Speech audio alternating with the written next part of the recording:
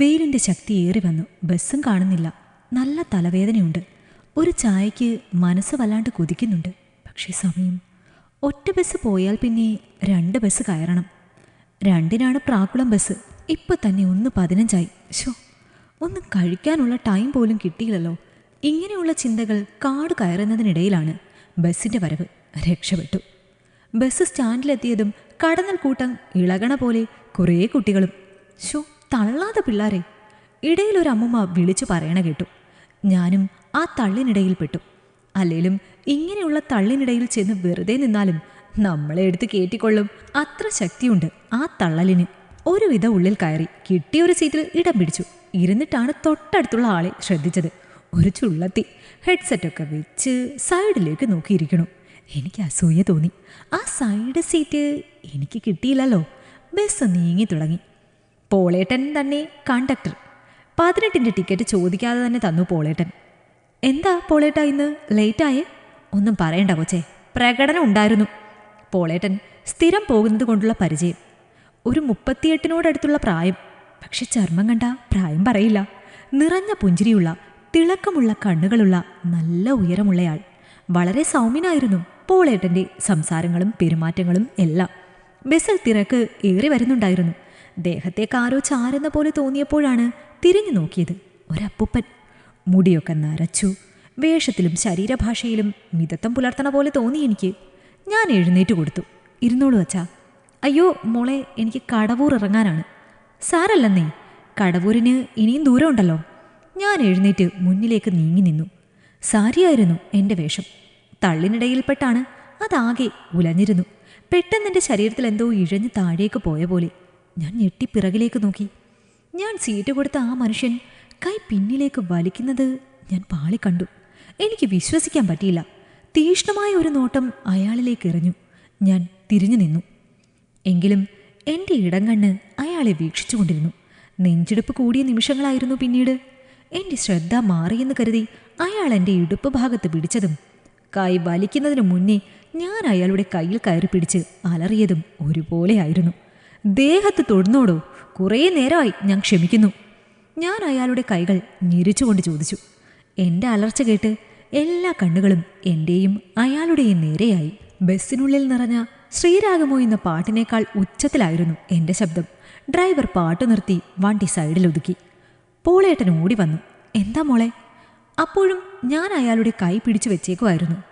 പോളേട്ടാ, ഇയാളെൻ്റെ ദേഹത്ത്. മുഴുവിപ്പിക്കാനായില്ല. ബസ്സിനുള്ളിൽ അടക്കം പറച്ചിലുകൾ ഉയർന്നു. എന്താ ചേട്ടാ ഇത്? മോളുടെ പ്രായമില്ലേ അതിന്? അയ്യോ, കൈ വിടു കൊച്ചേ. ഞാൻ അറിയാതെ ബ്രേക്ക് പിടിച്ചപ്പോൾ മോളുടെ ദേഹത്തൊന്ന് തട്ടി. അതിനാണോ ഇത്ര ബഹളം വെക്കുന്നത്? ബസ്സാവുമ്പോൾ തട്ടിയും മുട്ടിയും ഒക്കെ ചെയ്യും. അത് പറ്റാത്തവർ കാറ് വിളിച്ച് പോകട്ടെ കണ്ടക്ടറെ. എൻ്റെ സകല നിയന്ത്രണങ്ങളും വിട്ടുപോയി അയാളുടെ വാക്കിൽ. എടോ, താൻ ബ്രേക്ക് പിടിക്കുമ്പോൾ എൻ്റെ ഇടുപ്പിലാണോ കയറി പിടിക്കണ്ടേ? ഒരു തവണയല്ല, എന്നിട്ട് ന്യായം പറയുന്നോ? പോളേട്ടാ, വണ്ടി നമുക്ക് സ്റ്റേഷനിലേക്ക് കൊണ്ടുപോവാം. അയ്യോ മോളെ, എൻ്റെ ട്രിപ്പ് മുടങ്ങും. അല്ലെങ്കിൽ ഇയാൾ എന്നോട് മാപ്പ് പറഞ്ഞിട്ട് വണ്ടിയിൽ നിന്ന് ഇറങ്ങണം. വണ്ടിയിലുണ്ടായിരുന്ന ചില കോളേജ് പിള്ളേരൊക്കെ അതിനെ അനുകൂലിച്ചു. ആദ്യം അയാൾ വഴങ്ങിയില്ല.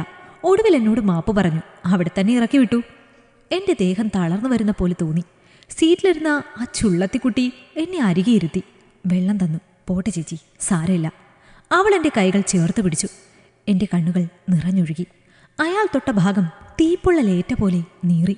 ഞാൻ സീറ്റിൻ്റെ കമ്പിയിൽ തല ചേർത്ത് കുനിഞ്ഞു. എല്ലാ കണ്ണുകളും എന്നിലേക്കായിരുന്നു. പല മുതിർന്ന സ്ത്രീകളും എന്നെ ഏതോ കുറ്റവാളിയെപ്പോലെ നോക്കുന്നുണ്ടായിരുന്നു. എന്തിനാണെന്ന് എനിക്കിപ്പോഴും മനസ്സിലായിട്ടില്ല. അവരുടെ വിലപ്പെട്ട സമയം കളഞ്ഞതിനോ അതോ എനിക്കേറ്റ അപമാനത്തിന് പ്രതികരിച്ചതിനോ? ഞാൻ തല സീറ്റിൻ്റെ കമ്പിയിലേക്ക് ചേർത്ത് കുനിഞ്ഞിരുന്നു. അപ്പോൾ എൻ്റെ മുന്നിലെ സീറ്റിലെ അമ്മയുടെ അടക്കം പറച്ചിൽ ചാട്ടുളി പോലെ ചെവിയിലേക്ക് പതിഞ്ഞത്. ഹോ, ഇപ്പോഴത്തെ പെൺപിള്ളേരെയൊക്കെ സമ്മതിക്കണം. ഇവളെയൊക്കെ ആ കൊച്ചാട്ടിൻ്റെ സ്ഥാനത്ത് വല്ല ചെറുക്കന്മാരും ആയിരുന്നിൽ അവൾ അനങ്ങുമായിരുന്നോ? മുടിയും മുറിച്ച് കളറും തേച്ച് സാരി പകുതി തുറന്നിട്ട് ഇറങ്ങും. അതൊക്കെ കണ്ട് വല്ലവനും കയറി പിടിച്ചാ അവളൊക്കെ അങ്ങ് തുടങ്ങിക്കോളും. എൻ്റെ കണ്ണുകൾ നിറഞ്ഞൊഴുകി. പിന്നീട് അവർ പറഞ്ഞതൊന്നും ഞാൻ കേട്ടില്ല. കണ്ണും കാതും കൊട്ടിയടഞ്ഞ പോലെ. അഞ്ചാലുമൂട് എത്തിയപ്പോൾ ഞാൻ ഇറങ്ങി.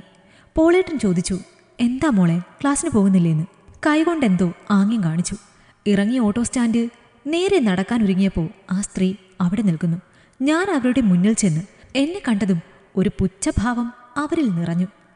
അമ്മേ, അമ്മയ്ക്കും ഉണ്ടാകുമല്ലോ എൻ്റെ പ്രായത്തിലുള്ള പെൺകുട്ടികളൊക്കെ. അവർക്കാണ് ഇന്ന് എനിക്കുണ്ടായ പോലെ ഉണ്ടായിരുന്നതെങ്കിൽ അമ്മ ബസ്സിൽ വെച്ച് പറഞ്ഞ അതേ അഭിപ്രായമായിരിക്കോ?